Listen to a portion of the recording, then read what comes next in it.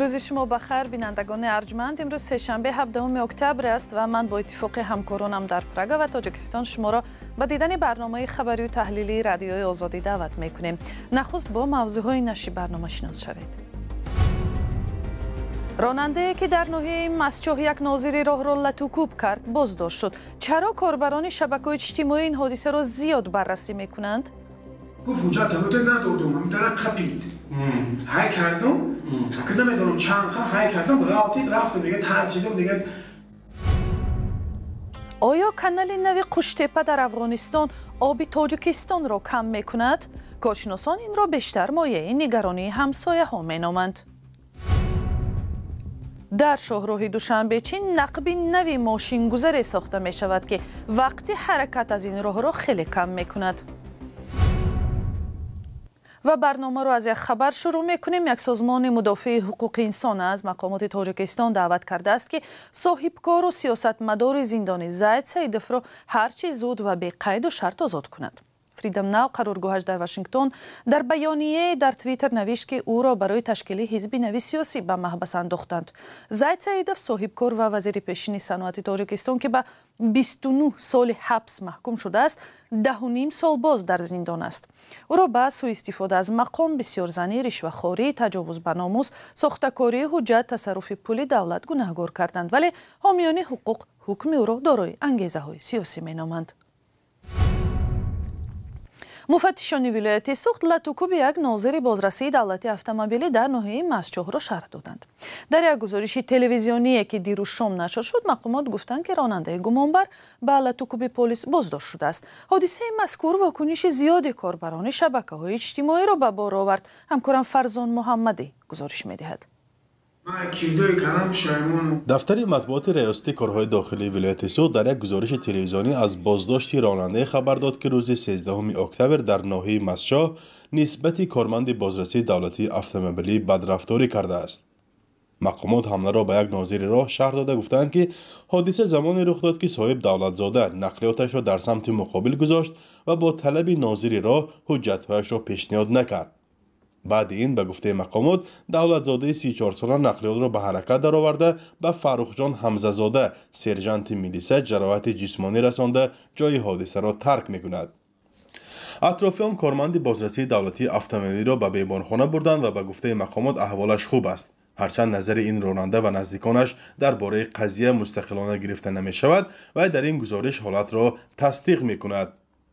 گفت اونجا تموت ندادم هم طرف خپید های کردم که نمیدونم چند های کردم رفتم دیگه ترسیدم دیگه ندونستم چی کنم تمام بگیم قکور.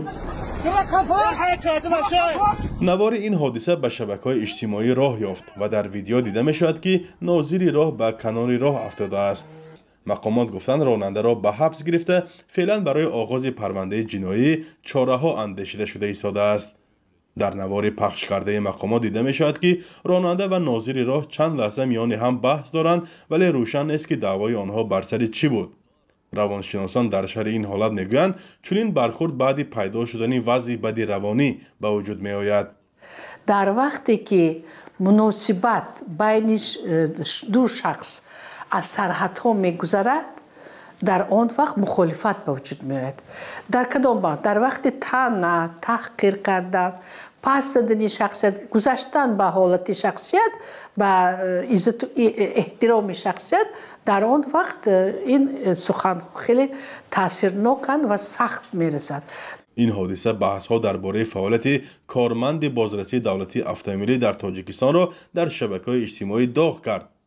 بعضی‌ها از کار ناظران راه انتقاد کرده آنها را برای گرفتن پاره از رانندگان تنقید کردند.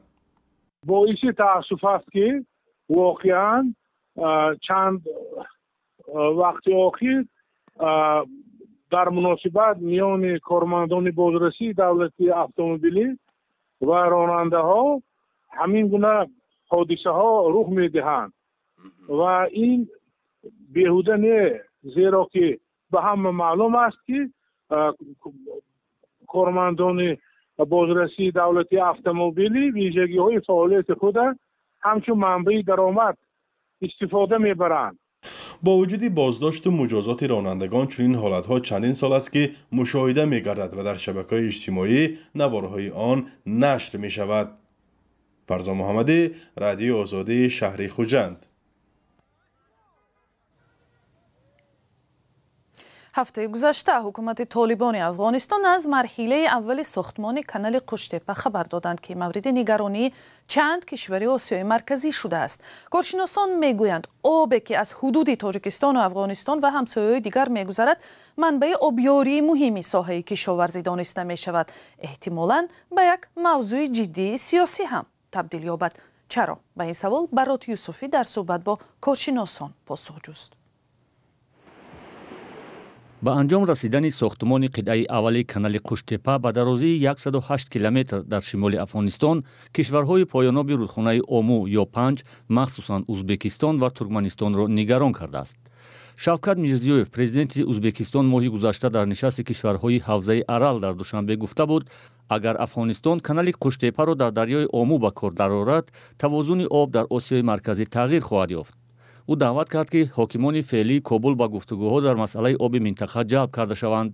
ба гуфтаи раиси ҷумҳури Узбекистон, дар минтақа дар мавриди истифодаи об бозигари наве ба вуҷуд омадааст ки дар назди кишварҳои мо ягон уҳдадорӣ надорад.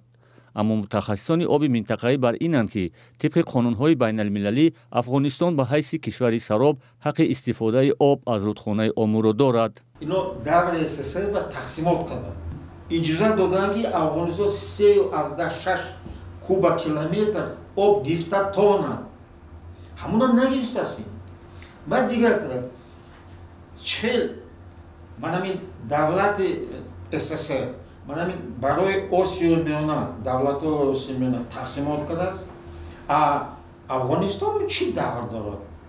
иршод Сулаймонӣ, хабарнигори тоҷик ки масоили марбут ба Афғонистонро пайгирӣ мекунад, мегӯяд баъд аз анҷоми ҳамоиши раҳбарони кишварҳои узви бунёди наҷоти баҳри Арал, бархе аз манбаъҳояш дар мақомоти тоҷик гуфтанд, дар ин масъала кишварҳои минтақа пешниҳодҳои дигареро низ ироа карданд.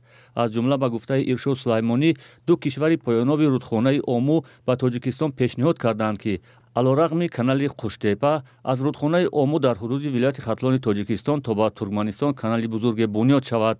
феълан тасдиқи ин хабар аз манбаъҳои дигар ғайриимкон аст ва агар ин тарҳ амалӣ шавад, боиси ворид шудани Тоҷикистон ба низоъҳои обӣ дар минтақа намешавад. албатта ин аз лиҳози амниятӣ нигарониҳои бисёр калонеро барои Тоҷикистон дорад. дар паҳлӯи дигар нигарониҳои амниятие ки дар ҳоли ҳозир вуҷуд дорад, чун Тоҷикистон дар хати муқаддами ба истлоҳ хатари терроризму экстремизме ки аз Афғонистон ба Осиёи марказӣ таҳдид мекунад, дар хати муқаддам қарор дорад. аз лиҳози дигар бархилофи ҳама кишварҳои ҳамсояи Афғонистон камтарин равобиту ҳамкориро бо ҳукумати Толибон дорад. Тоҷикистон аз оби дарёи Ому истифодаи ночиз дорад. коршиносон ҳам бар инанд ки ба фарқ аз кишварҳои поёноб, бунёди канали Қуштепа ба Тоҷикистон ҳеҷ таъсир нахоҳад дошт. Қуштепа канали бузургтарини обрасонии Афғонистон қарор аст аз рудхонаи Ому дар як сол то 20 миллиард мукааб об бигирад. намояндагони Толибон иддао доранд ки бо истифода аз ин миқдор об 600 000 гектар замини лалмиро обёрӣ мекунанд. кишварҳои Осиёи марказӣ 30 сол пеш мувофиқаномаи Алматоро имзо карда, саҳми ҳар кишвари минтақаро дар тақсими об танзим карда буданд. Афғонистон зери он имзо нагузоштааст, аммо тибқи ин созиш ҳақ дорад барои ниёзҳои худ аз рудхонаи Ому ҳамасола беш аз 1 миллиард мукааб об бигирад. канали Қуштепа интиқоли 20 миллиард мукааб оби Омуро дар назар дорад, чизе ки дар сурати ниҳоӣ шуданаш мушкили камобиро дар Осиёи марказӣ бештар ва ҷиддитар хоҳад кард. Молдова, як кишвари шӯравии собиқ ки ояндаи худро бо Аврупо мепайвандад, дар пешорӯи интихоботҳои муҳими маҳалливу президентӣ ва парлумонӣ қарор дорад. кишвари хурду камбизоат зери фишори сахти Русия қарор дорад. ахиран додгоҳи сиёсатмадори русиягаро Илан Шорро дар ғайбаш ба 15 соли зиндон маҳкум ва аъзои ҳизби ҳамноми Шори ӯро аз ҳаққи ширкат дар интихобот маҳрум кард. президенти Молдова Майя Санду инро мубориза бо коррупсия меномад. хабарнигори радиои Озоде Рикард Ёзвак дар мусоҳиба бо Майя Санду аз ӯ пурсид, магар роҳ надодани аъзои ҳизби Шор ба интихобот иқдоми ғайри демократӣ набуд? وقتی شما با پول افلاس بسیار، پولهای غیر قانونی که از روسیه می آیند و از جانب گروه‌های جنایی استفاده می شوند سر و کار دارید، این انتخابات نیست، این دموکراسی نیست، این کاروپسیا است. ما باید با این چیز مبارزه بریم. حزب شور را دادگاه کنستیتوسیونی حزب غیر قانونی اعلام کرد. شور را بسیار کشورها از جمله در اتحادیه اروپا تحریم کردند. معلوم است که این مسئله امنیت ملی است و اینجا مشکل در دخالت روسیه به انتخابات ما است. این یک نگرانی جدی در انتخابات است و ما تمام کار را خواهیم کرد تا که از خود دفاع کنیم.